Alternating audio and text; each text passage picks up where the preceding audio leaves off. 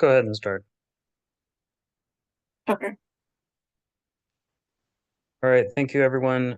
We have Representative Best, Representative Ting, and myself, so we do have a quorum, and we will go ahead and get started. Today, we want to just kind of button up where we are on work that we've been doing. We're going to go through graduation requirements, where we stand on those, on the standards, and then on Civics Week. So I'm glad you're here, Representative Best, because I think that's the thing I most want to make sure doesn't lose any momentum in the transition um, of committees. But we'll go ahead and start with graduation requirements. Kathleen, thank you for all the work you did on the questions to get them through the board, to get all the feedback. And could you just give us a quick update on where that stands and what to expect with that? Yes. So I got really minimal feedback from the members on the memo, but I did incorporate that, and then also had Bernice and Jen just review it as it was transformed into a letter. And so you all should get that in your inbox either today or Monday. I know we're sort of like scrambling with the retreat, so but that is out of my hands and onto Bernice, and Okay. then it will be sent to you just to make sure if there's any sort of big red flags that didn't come up in earlier review. But the goal is to send the letter to OSSI by Wednesday. Okay. That's great. And what I did hear from members about it was that it was very thorough and that they thought things were well covered. So not surprising that there wasn't a lot of um, changes requested. All right, thank you for that. And then next, update on our standards work, health and PE.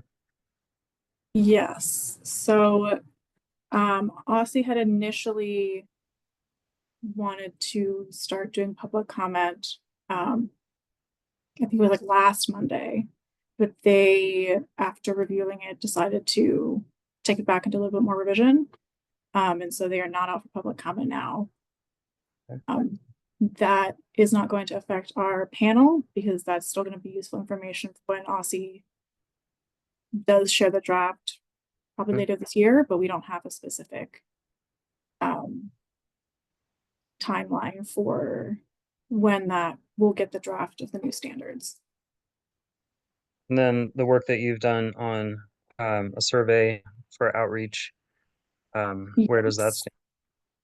So one of the things you all said you wanted to do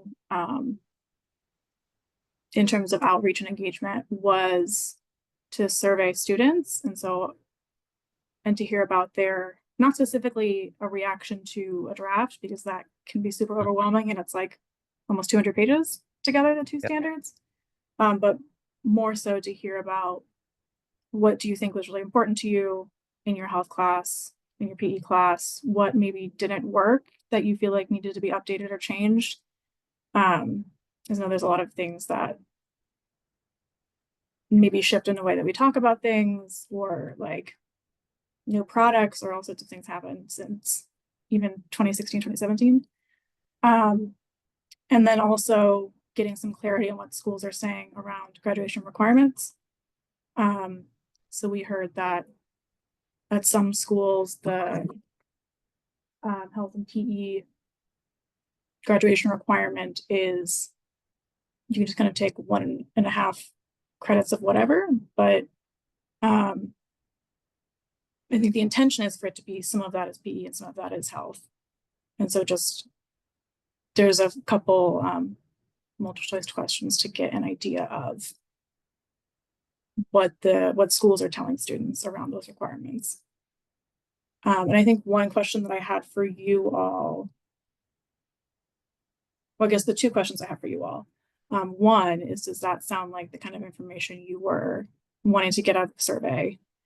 And two, what kind of demographic info do you think you would be interested in hearing? Because I know a lot of times we like have a standard array of questions, but I want to make sure that we are not adding questions for the sake of adding them, but things that we think actually is going to be relevant information. So those are what I really like your feedback on.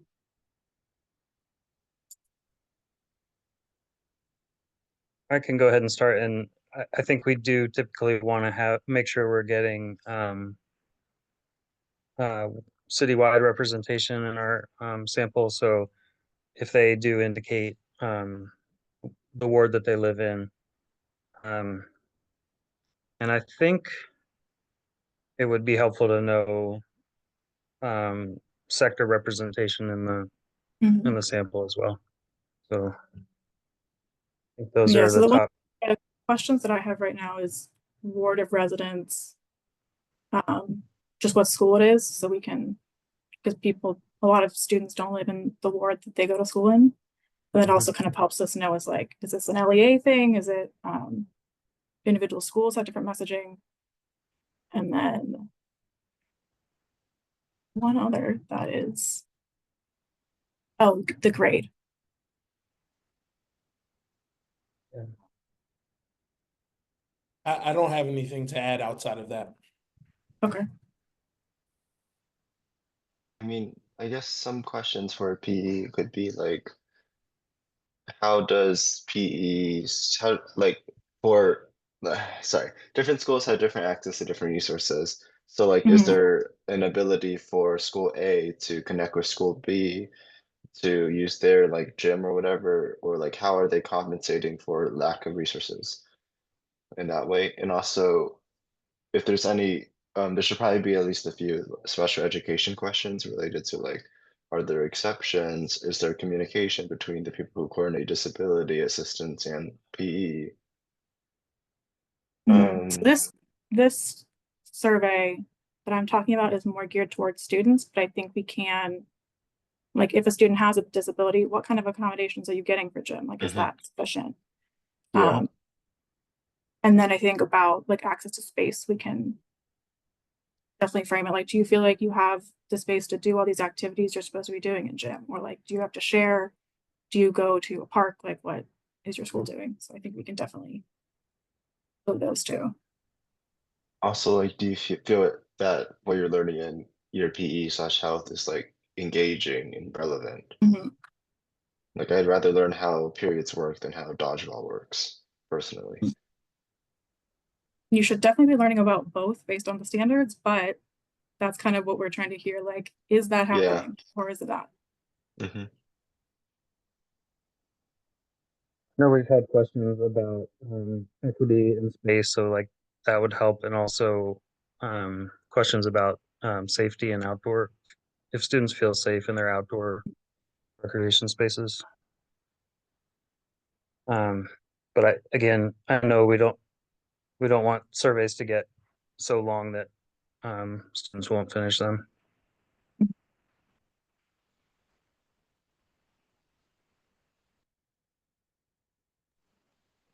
And then, so if people don't have anything else, I could just talk about like what happens now.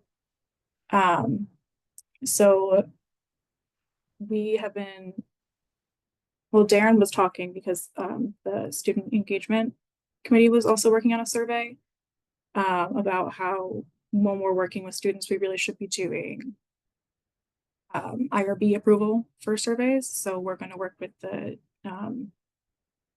Education Research Collaborative on doing that. But I'd also like to, once I like finalize a draft and implement what you all have shared here, get some of the students to do a little test of it to see what you all think. Just to make sure like you feel like the language is accessible, you know what it's asking, if like you would word things a different way. So I think those are the two sort of next steps. And so it is helpful that OSCE has pushed back their timeline because we have more time to do this now.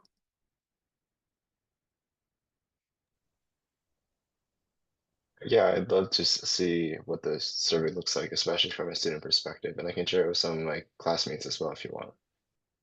That'd be great. So I'll make sure to let you know when we have all this a closer to final draft.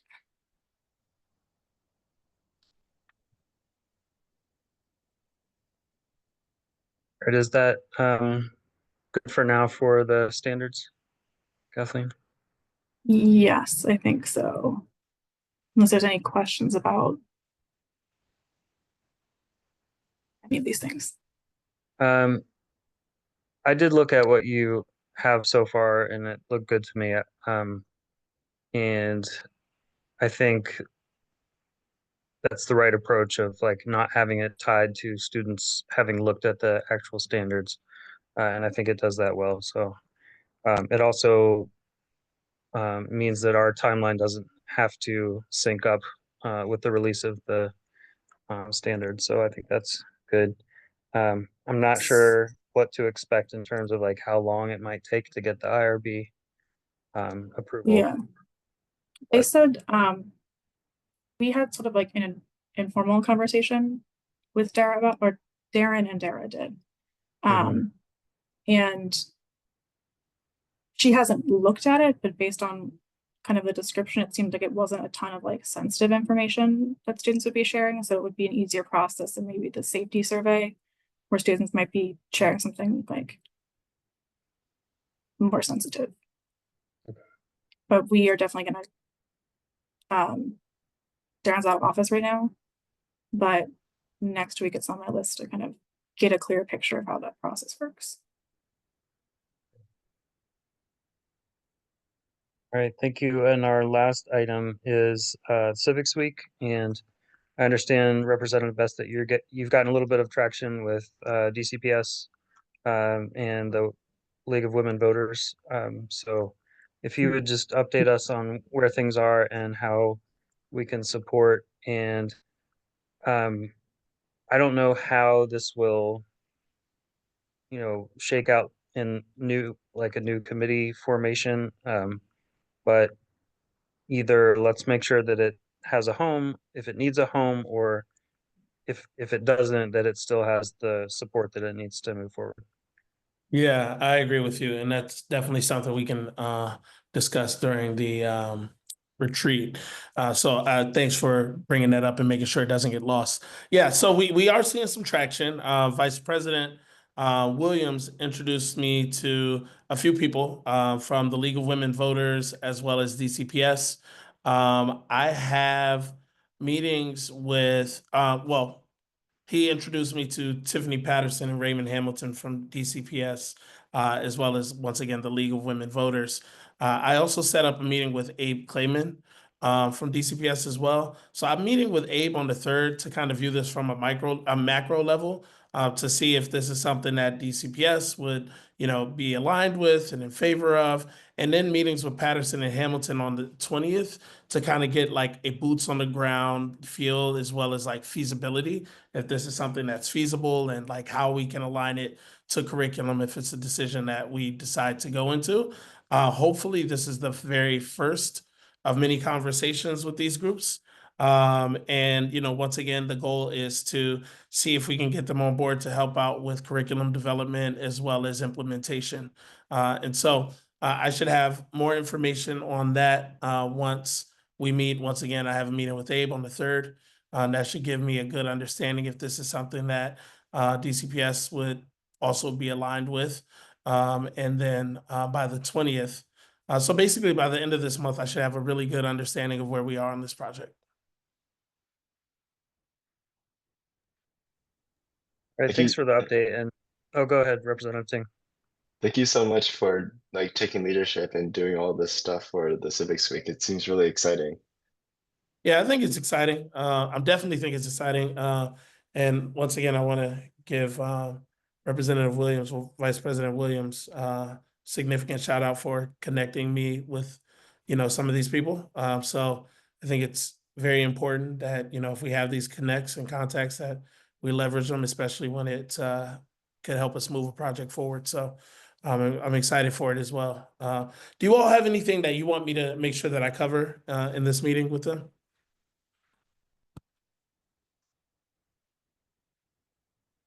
My first thought is if they're not ready to go kind of full in, if they would be open to like piloting at a couple schools. Like if there's a teacher who's really excited to like try it out and test it out, if we could like even if they're not ready to go like DCPS wide or something like that, if we could still kind of try it out.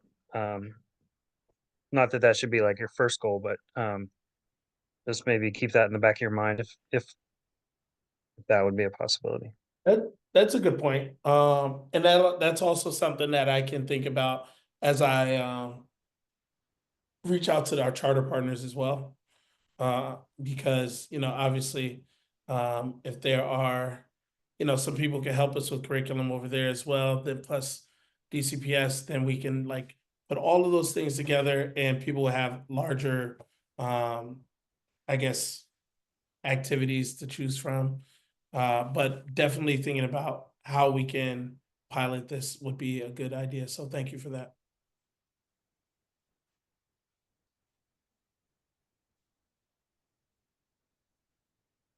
Any other thoughts, Representative Ting? No, seems like it's going great. Cool. I just want to also say, Representative Henderson, thank you for your leadership in this committee. It has definitely been a breath of fresh air. So I just want to say thank you for that. Yeah, thank you for saying that, and I wish we could have gotten a little further on some of these projects, but thank you for all that you've brought to the committee as well. Thank you.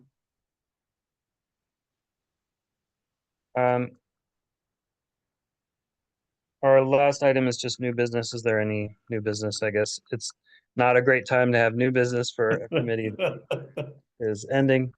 But I am taking this space, and I think that's probably enough. But thank you, Representative Ting, for your participation and contributions to the committee. Thank you, Representative Best. We will see how things shake out, for the next year. But thank you also to Kathleen Coughlin, who has guided us through this year and, kept all the work moving. And I assume that you will continue with the graduation requirements and the standards wherever they go. So that gives me some, I feel good about the fact that it will have that continuity of your support. And I think that's all we needed to cover today. So thank you all for coming. I know it's kind of an odd time to have a last committee meeting, but I'm glad that we had this discussion, and I feel that we can make sure that our work transitions well into the next committee structure. So thank you all. Thank you. Thanks. See you tomorrow. Tomorrow.